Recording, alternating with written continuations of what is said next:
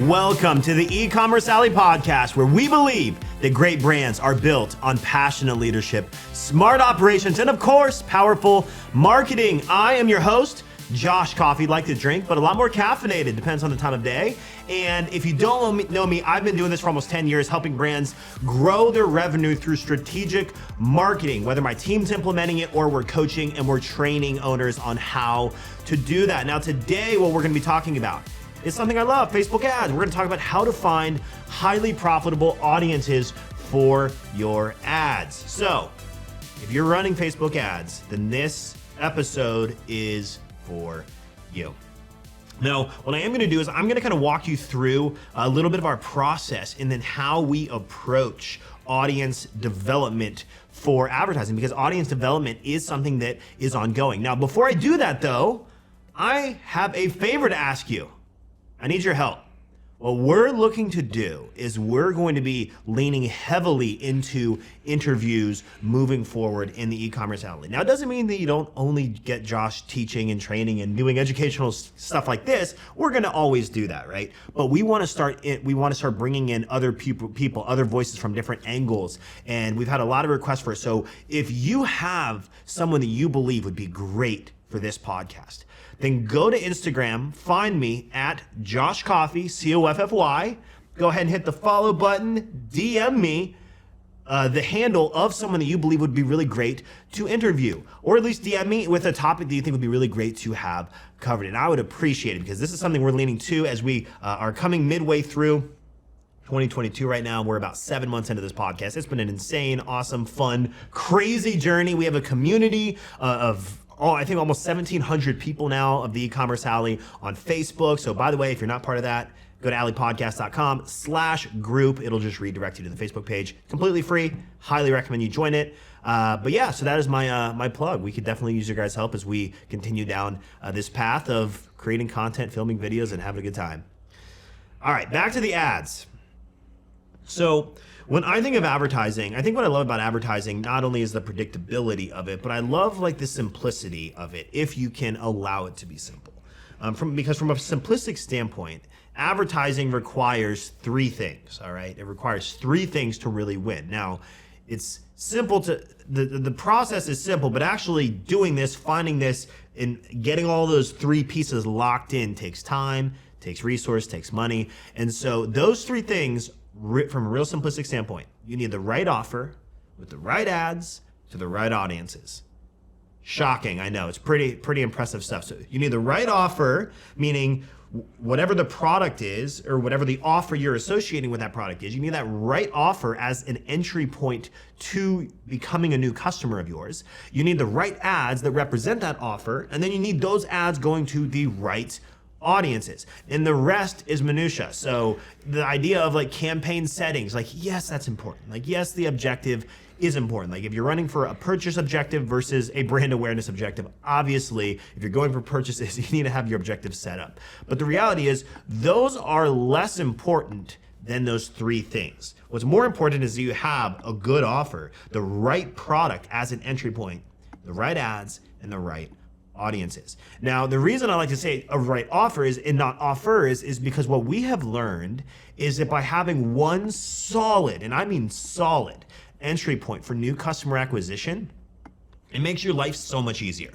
It makes it to where, like, just imagine like what happens when you have one product and maybe you have an offer associated, like some kind of a deal, or I'll give you an example. So Fabletics, if you're not familiar with Fabletics, great company. I'm actually on their VIP. I pay $55 a month or whatever to get credits added to my account. And basically what they do, they've had the same entry point offer for, I can't even tell how long. It's the same offer. It's 2 for $24. So they sell athletic clothing for men and women, and their entry point offer, if you go to their Facebook ads library and you go look at it, same entry point all the time. 2 for $24, 2 for $22, 2 for $24. Now, selling 2 pairs of shorts for $24, they're probably at a break even or they're losing money on that. But in order to qualify, you have to buy them and then subscribe to their monthly membership, which is like $55 a month, where they get credits that you can then use to buy clothing and you get credits for those things.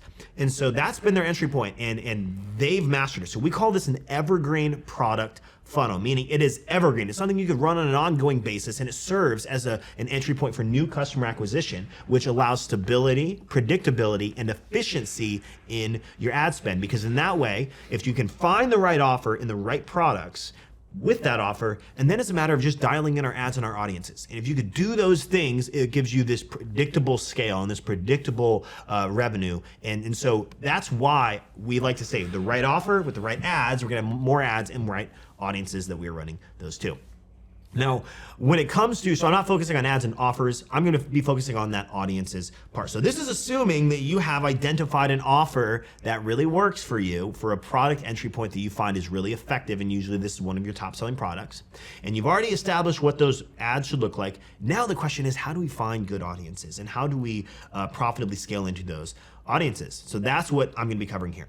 Now, audience development and research and constantly doing this is an never-ending process. You're gonna always be finding audiences, and then Facebook's gonna introduce new audiences that you couldn't target before. They're gonna have new interests added that you couldn't target before, and then they're gonna, some of you may have experienced this in the last year, they're going to remove thousands and thousands of audiences that then makes it harder for you to target. So those are no longer valid, and you have to go find new audiences. And so when I think of audience development, I think of it as a never-ending process. It's kind of like we're mining for gold, right? If we dug up gold, that gold will eventually run out if you dig it up and it's in one spot. You have to keep going to keep finding other pockets of gold. And so that's kind of how I view audience testing and audience development on Facebook. So over time, your goal is to develop a solid list of 10 or more audiences that almost always convert from your ads. So when we're going through the process of testing different audiences, and I'm gonna walk through in this episode how to find those and ideas and how we layer them and different things like that, the goal over time is to come up with a list of audiences, and I like to say 10 or more, that every time you test them with different ads and different offers and different products, or different promos that you're running for a seasonal time, we want to come with a list of 10 solid audiences or more that no matter what, they always convert, or they almost always do well. They're almost always profitable, because then it makes introducing new evergreen product funnels or new product entry points, or running Black Friday, Cyber Monday, or Q4 campaigns, or holiday campaigns, or say it flash sales. It makes those so much more predictable. Like imagine if, hey, I know we're gonna be running this sale for 72 hours and I do wanna run it to cold traffic, and I have a list of 10 audiences that no matter what I put in front of them, they always buy from me. Imagine the peace of mind knowing that. It makes you feel a lot better about spending more money on ads if you knew, hey, these convert all the time. And so over time, you're gonna find these audiences, and as you test things, you'll start to learn, oh, no matter what, this audience just crushes it. So that is ultimately the goal. It makes your ads more predictable, and it makes you feel a lot better as you're running these ads. And so when we're doing our ads though, one thing, and this is just kind of a tip and a recommendation, is organization of audiences is really, really crucial. So the two ways that I see people manage ads, and in two ways that they manage the different audiences that they're testing. Way number one, and this is the majority, is they go into Facebook, they start building their campaigns. When they're on an ad set level and they start doing their audience research right there in the moment. They start searching for audiences, looking at the suggestions, and they start doing all their research and selecting audiences in the Facebook Ads Manager, and they launch it, and everything stays in Ads Manager. They do their research there, they keep their research there, and they launch campaigns there, and everything lives in there. That's way number one. Now, way number two is where you block out 2 to 3 hours and you go and you spend time doing audience research. You go into Facebook, you start thinking like a detective and following all the trails of potential audiences with different sizes that you could target. And I'm gonna teach you, by the way, at the end of this, I'm gonna walk through 2 tools, secret weapons that we use to do this. And so it's where you block out time, and then not only do you block out time, but as you find these audiences, you then organize them inside a spreadsheet, so that way you have a historical record of what's working and what's not working. We do this for every one of our clients, all of our people in our Max Profits Mentorship coaching program and training programs. They all have the documentation or the spreadsheets that we recommend for this. If you don't have one, please do that. Don't just live inside Facebook Ads Manager, because first of all, it's really clunky. Things get lost, you forget stuff, and so we want to take everything, batch it, go spend a couple hours of time, do tons of research, have plenty of audiences you can pull from, so when you're managing your ads, you're also much more efficient. All right, so now that we've got the housekeeping stuff out of the way, it's time to dive into finding these audiences. Now, there are a couple types of audiences that we will utilize in our campaigns, and you probably are using some of these already. So there are 3 temperatures of audiences in Facebook, and real simplistically, we look at cold, warm, and hot. Cold, people that have never heard of us before, no idea who we are, they haven't visited our website or engaged with our ads. Cold, right? They have no idea. Then you have warm. They've engaged with us on platform. They've watched a video. They have engaged with one of our pages, Instagram or Facebook pages. They have taken they've left a comment. They've engaged with one of the posts or the ads. Those are on platform that didn't leave. And then we consider hot people that left the platform, whether it's website visitors, maybe they're on our email list, maybe they filled out a lead form, maybe they're an existing customer within our database. So those are what we call hot. Other words you might hear for cold, prospecting or top of funnel. Warm, you might hear retargeting, remarketing, or MOFU, middle of funnel. Or hot, you might hear terminology like retention or BOFU, bottom of the funnel. Lots of terminology. I'm a simple dude. I like cold, warm, hot. So these are the audiences. Now, when I'm talking about audience development, it's always cold. Warm and hot, you set those up, they grow, but you don't scale into warm and hot audiences, right? Because they would fatigue too quickly. So when I'm talking about today, these are strictly cold audiences. These are not like these are not going to be your website visitors in the last 30 days or your email list integration from Klaviyo. This is not warm and hot. This is only cold audiences that we're going to be talking about. Now, when we're talking about cold audiences, we're either going to be talking about interests. Like, for example, an interest would be coffee. That has 630 million people that have that interest worldwide. Or maybe organic coffee, which has 1.3 million people worldwide. And so when we talk about it, we're talking about interests. We're talking about lookalikes.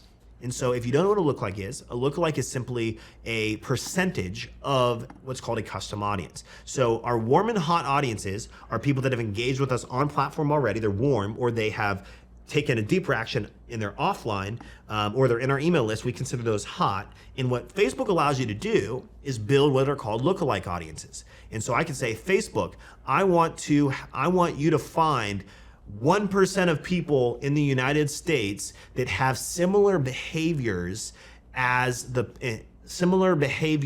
tendencies, likes, and interests as the people that are in my email list. And Facebook will go find, it'll look at all the data points of all the people in your warm and hot audiences, and it'll go find 1% or 5% or 10% of people on Facebook that have those similarities. And so these are called lookalikes. And then the third type is going to be demographics. This is where we start looking at incomes by zip code. Like, you could target the top 10% or top 25% income zip codes on Facebook. You could target based on gender or age, etc. Or recently moved, recently engaged, recently had anniversaries coming up in the next 90 days. These are demographics. So there are 3 different types of real cold audiences. We have interests, we have lookalikes, and we have demographics.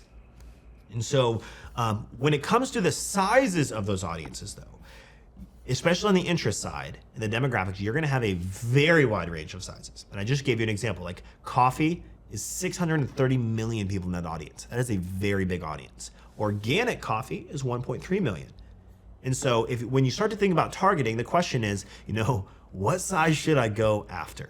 And now when we go into doing audience research, so first of all, when you need to block, I'm gonna say 2 hours. Block 2 hours of time and say, hey, I'm gonna go in and I'm gonna start using Facebook's saved audiences tool. And I'm gonna go into Facebook and I'm gonna start finding all kinds of different audiences. And I'm gonna put them in a spreadsheet. That's the first thing. Now, when you do this, our recommendation is that you get a range of different audience sizes.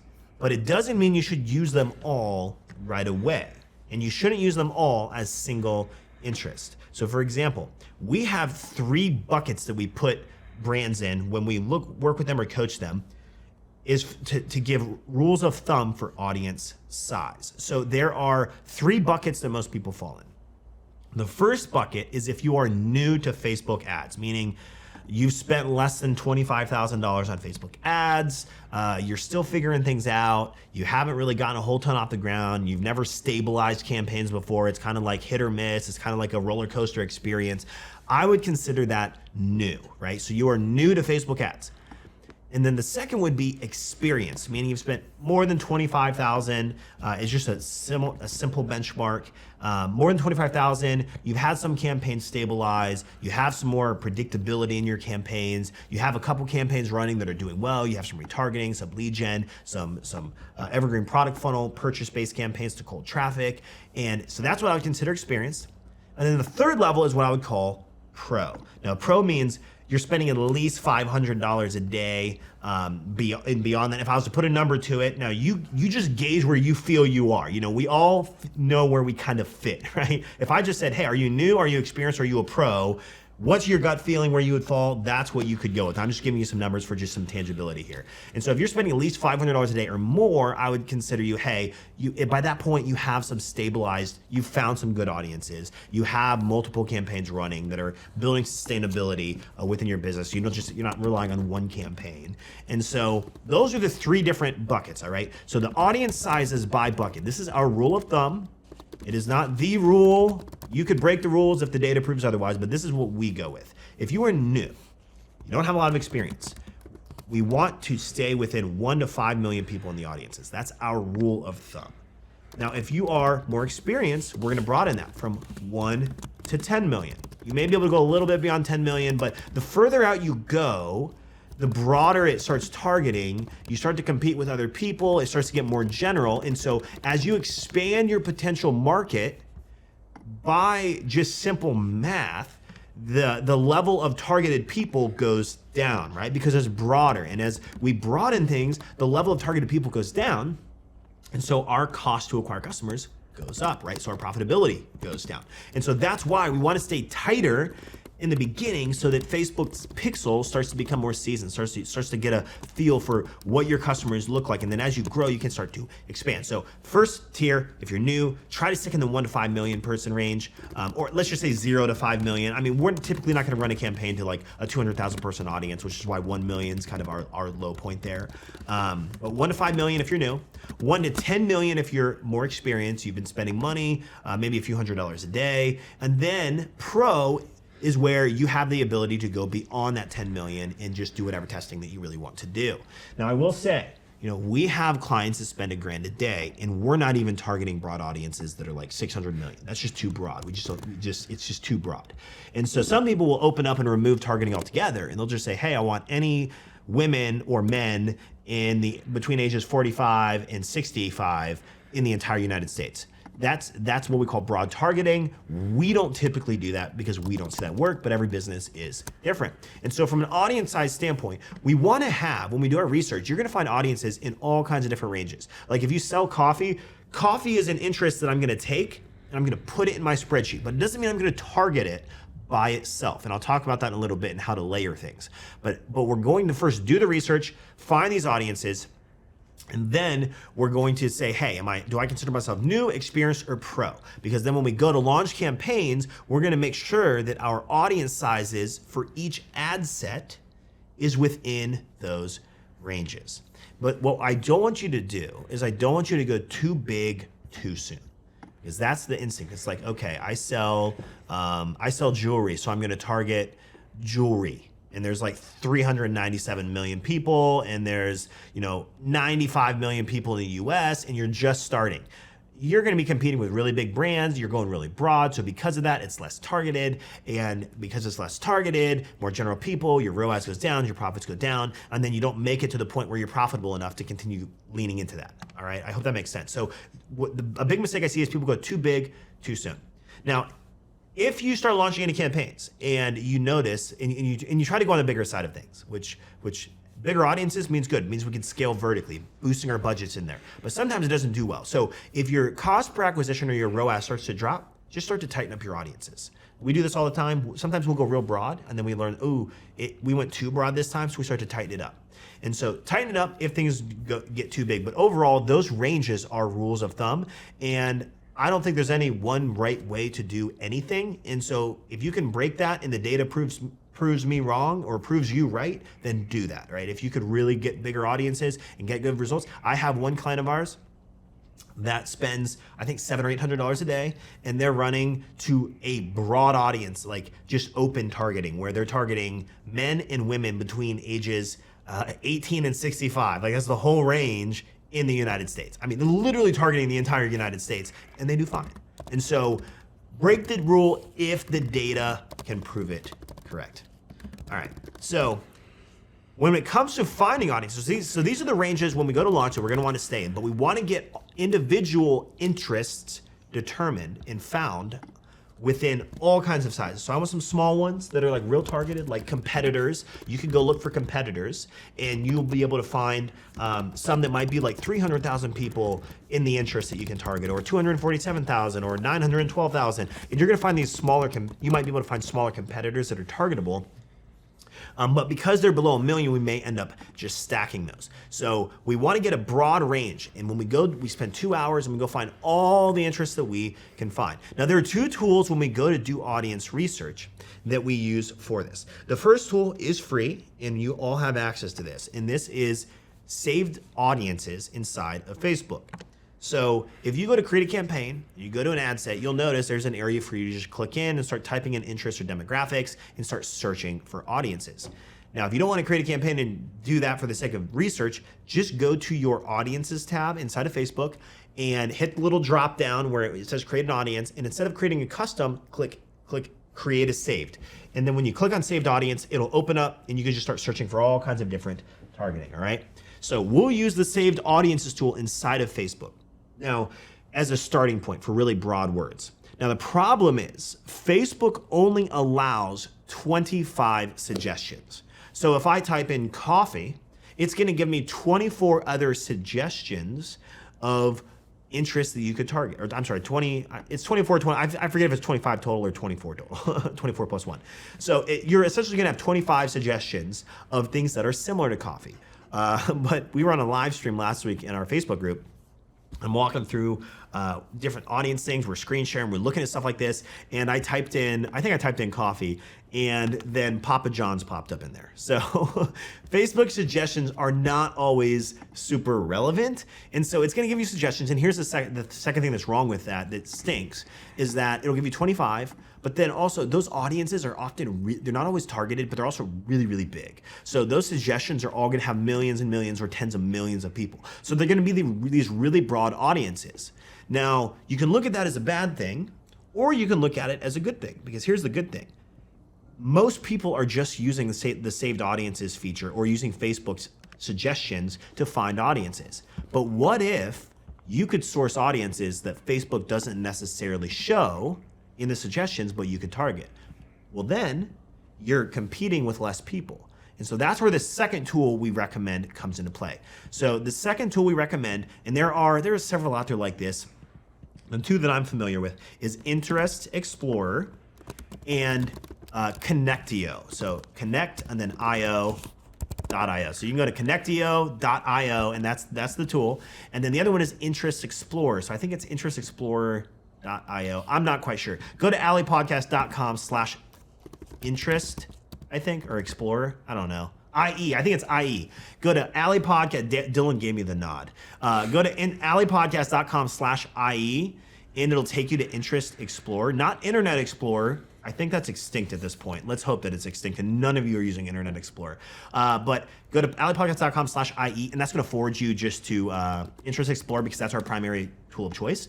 And basically what it does is it acts just like Facebook, but the only difference is it will find way more audiences. So I could go in and I could type in coffee, and it will bring up 73 other recommendations, and they're really relevant. They're really relevant to coffee. And so I did this a little while ago. I did a screen share. We do this for a lot of our coaching and our training sessions. And so I'm screen sharing, and I'll type in coffee, and it'll bring up like 72 other suggestions. And then it gives you things that Facebook will not show in its suggestions because they're too small. Like organic coffee, it showed up. That's 1.3 million people we could target. It doesn't show up in Facebook's suggestions. And so Interest Explorer is connected with Facebook, and so it has access to all the targetable interests on Facebook, but Facebook doesn't necessarily suggest them. You'd have to type them in and guess what they are. And so Interest Explorer is a tool that we will use to really drill down to find audiences that you just never imagined you would be able to find, like really, really precise audiences. And I'm telling you, it doesn't matter what your niche is, like there are audiences in there that are very, very unique that you can't find on Facebook. So those are the two tools that we use when we block time and we go do our research, all right? So block some time, we're gonna use the saved audiences tab inside of Facebook. And then also, I think Interest Explorer is like $95 one time. So I think we bought this 3 years ago and we have been using it religiously for 3 years. You get all the upgrades, absolutely worth it. I mean, it's paid for itself, and I mean, it brings its weight in gold, let's just say that. So we're gonna go find these audiences. And then once we have our audience research complete, the next step is to then assemble these and run these against different ads to start finding that gold. So you should have an offer, you should have some proven ads that you've kind of identified there. If you don't know how to do that, we do something called an ad lab where we do rapid experimentation. It's a few $100s to test tons of variations of ads. You could learn about that. We have a boot camp. Go to alleypodcast.com/bootcamp. I think it's like $27. Absolutely worth it. It'll teach 6 hours of training. It's really, really awesome. So once you have your ads, you have your offers out, and you go to test these, we're gonna test these ads against a ton of different audiences. And so my recommendation is that you test a mixture of different types of targeting. Now, what I mean by that is there are 3 types of targeting that you can do. All right, so you have what we call singles. A single is an individual interest or lookalike audience. So I might target coffee preparation, which, fun fact, coffee preparation, we didn't find that in Facebook's suggestions. We found that in Interest Explorer. Very specific coffee preparation is an actually targetable interest. I never would have thought to type that in. So coffee preparation, that's a single interest. But we could also have a 2% lookalike of people who went to our website or engaged with our Facebook page. You know, those lookalikes in single interests, we call those singles, right? When you're only targeting one thing and that is it. The second type of targeting are stacks. Now, a stack is simply multiple interests or lookalike audiences that are stacked together. So for example, one thing that we like to do, one of our clients, we target a ton of, we target a lot of delivery brands. So you have like Fresh Direct, you have, what else do we have? We have Blue Apron, we have, HelloFresh, we have Omaha Steaks. These are all like delivery subscription and delivery brands, right? And so what we do is we've taken all those and we stack them all together. So we target them all, and it makes them. Now those are a pretty big audience, so you probably wouldn't start there if you're new, but we would have much bigger audiences when we stack these. Another great way to do this is to take a list of all your competitors or similar products and stack those together. So if I'm doing coffee, for example, and I'm selling roasted coffee, what I would do is I would go get a list of all the competitors, probably minus Starbucks and Dunkin' Donuts and Tim Hortons are pretty big. Tim Hortons is a lot smaller, but I would take all these smaller competitors and I would just stack them together, or coffee shops, stack them together, and I would call it the coffee shop stack. And so I would take the interest of Caribou Coffee or Pete's Coffee or Death Wish Coffee, or I could go on. You could throw in Tim Hortons in there. You could throw in other coffee shops that are smaller in there and stack them together, and maybe it comes up to like 4 million people, and then I would call that the small coffee shop stack. And so that's what stacks are. Now the third type of targeting are layers. And so layers are simply where you take singles or stacks, and then you add additional defining criteria. And so what we will do, and a good example of this, is we might take coffee preparation. So coffee preparation, I think when I looked at that, it was like 17 million people. So these are people that are probably really interested in the way that they make coffee, whether they're big into pour overs or French press or AeroPress or espresso or whatever that is. So that's what I'm gathering Facebook is figuring out. So I could go coffee preparation, and then I would layer it down, and I would say, define further by, and then I could insert a criteria. So I could say someone who is an engaged shopper, or I could layer down further and say someone who has an interest in, like, let's say Whole Foods, because I know that People that go to Whole Foods typically spend more money than people that go to a smaller grocery store or just go to Walmart. And so I might layer down by something that I know my ideal customer is into. We do this for some of our clients that sell apparel, whether it's t-shirts or hats. You could just literally go after a large interest, and let's say you find an interest, you're like, Josh, I know this interest is really relevant to me.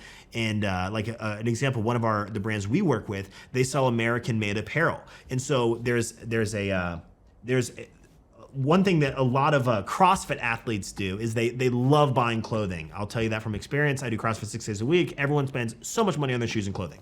And so, but they also love American-made stuff. So for one of our clients, we started going after people, some pretty big CrossFit athlete names, but the athlete names were 20 million people. They're a little too big outside of what we want to be at. So we would layer down by t-shirt. We would layer down by the interest hat. T-shirt by itself is 392 million people. And one of the CrossFit athlete interests we were going after was almost 20 million. So we took the 20 million and we said, hey, we want to go after these 20 million, but we only want to go after the people in those 20 million that also express an interest in hats or express an interest in t-shirts. So it layers it down. And once we did that, we went from 20 million people down to 4.5 million people just by layering with the word t-shirt. All right, so this is an example of layers. So there are 3 types of targeting that we want to mix. We want to have singles, we want to try some stacks, we want to try some layers. And as you start to do this, every brand is different. Like sometimes stacks work really well, sometimes they really don't. Some people are just single interesters. I'll tell you, for the Ecommerce Alley, we have learned for us, primarily, we're single interest. We use a lot of single interests and single lookalike audiences. Sometimes stacks will work, but for the most part, single interests and lookalikes work for us. But we have other clients that layers work really, really well for them, like the brand I was just telling you about. So all of this is just part of the process of figuring out what works for you. So we're gonna start by establishing our audiences, documenting those inside the spreadsheets, and then when we go to assemble them, we're gonna look at singles, stacks, and layers. And so kind of in closing, I just want you to remember, advertising has 3, from a very simplistic standpoint, is 3 things. Is the right offer with the right ads to the right audiences. And so what we want to do is we want to find profitable audiences on an ongoing basis. This is just like mining for gold, all right? So we want to find audiences, and it's an ongoing process. As you think of new ideas, add them to your spreadsheet. The second thing is, don't go too big too soon with your audiences. Keep those 3 buckets that I mentioned in mind. If you're new, 1 to 5 million. If you are experienced, 1 to 10 million. And if you are more pro, we're gonna be able to extend beyond the 10 million, all right? So that's the second thing. Third thing, there are 2 weapons that you can use to find audiences. Facebook saved audiences feature using Facebook platform, which is absolutely free, or using a tool like Interest Explorer. That's gonna allow you to go much deeper. It's gonna find audiences down to 1,500 people that you would never find on Facebook because they're just too small. So we'll use that. And then lastly, use a mixture of the different types of audiences as you're doing your targeting, all right? Singles, stacks, and layers. We want a mixture of these to figure out what works best for you in your business. All right, there you have it, my friends. You have been listening to the E-Commerce Alley podcast, produced by Dylan Counts. We're grateful that you're hanging out with us. If you haven't joined the Facebook group, you absolutely have to. It's free. Go to alleypodcast.com/group, and please shoot me a DM on Instagram @JoshCoffee with recommended people that you would love to see interviewed on this podcast. Thank you for being our listener. We appreciate you, and we'll see you in the next episode.